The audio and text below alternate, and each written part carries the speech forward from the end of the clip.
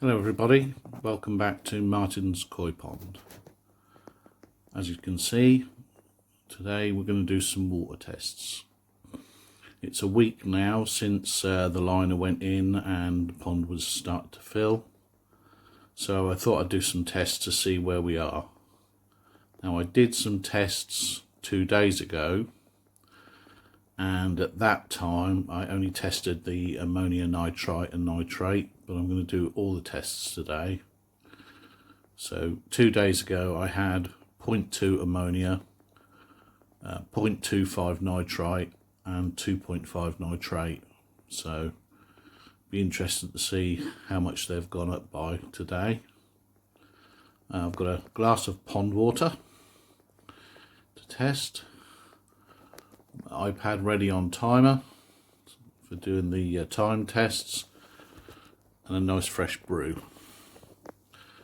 So I'll do the tests and then get back to you with the results.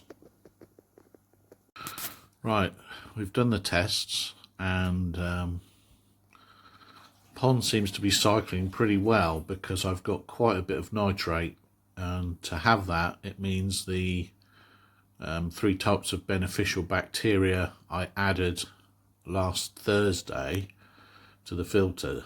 I added them to the Backy tower. Must be working because I can't get nitrate without the nitrogen cycle working. So the nitrite at the time of the 2-minute test, it's gone quite pink now, but the nitrite at the time of the 2-minute test was 0.5, so not significantly higher than last time. I'd say it was 0.25 2 days ago, but the biggest jump was nitrate. That had gone from 2.5 to between 20 and 40, so I'm going to give it as 30 for now. The colour was definitely between the two on the guide. So that means quite a lot of ammonia and nitrite has been broken down since Tuesday. That's probably my fault. I've been feeding them a fair bit because I'm addicted to hand feeding them. I've got 0.5 of ammonia, so there's still not enough beneficial bacteria to totally get rid of the ammonia yet. So basically the results of these tests mean I'm going to ease back on the feeding a bit, and just let things settle in. But everything's going in the right direction, which is good. My pH was 8, which is pretty much spot on where you want it. The KH is 9, a tad high, but only a tad. My GH though is always off the scale. I mean, it was 17 degrees at GH today, which is a lot higher than you want it, but that's just my tap water. There's not a lot I can do about it unless I make up RO, but that would be just so laborious for a pond of my size. So at the minute I'm not going to go down that route. I do have an RO device left over from my marine fish keeping days, but it's only 150 gallon per day one, so it would be very slow using that. So overall I'm surprised at how much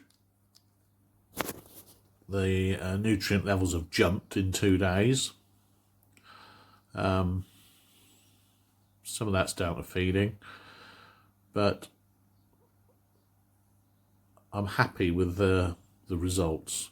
You know, it's not super high ammonia, super high nitrite and no nitrate. That would be really troubling. But you know, we'll keep going as we are, feeding a bit less, and gradually those nitrite and ammonia levels should drop to 0.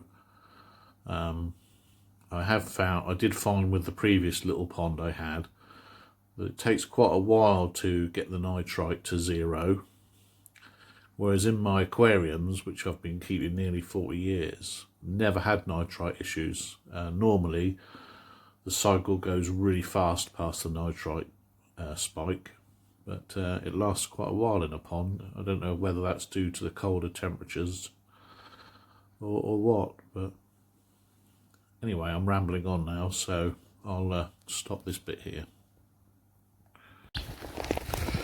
Right, I brought some of this stuff to try by NT Labs. It says it treats 2,000 gallons, which is pretty much the volume of my pond. I'm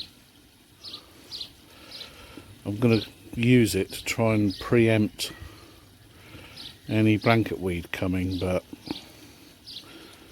we'll see if it works. I think it's got some quite good reviews that I read. My only concern is, will the fish try and eat them? Because you apparently just pour the pellets around the edge. So we'll see in about 2 or 3 weeks' time if I've got any blanket weed or not.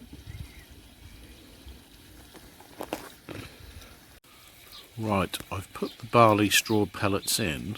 Wasn't quite expecting it to make such a mess of the pond.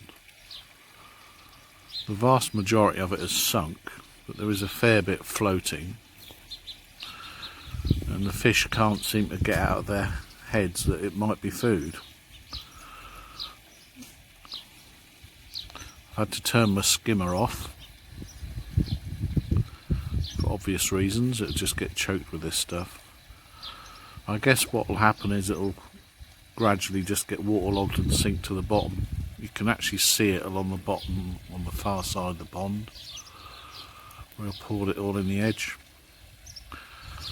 Let's hope it's worth it, or it'll be a one-off purchase of this product. Okay, it's now about an hour since I put the barley straw pellets in, and it's all sunk pretty much. There's just a few bits left on the surface. I'll leave the skimmer off overnight, and then tomorrow I'll skim off whatever's left. Just fed the fish. They're quite happy to feed, so putting it in hasn't upset them in any way.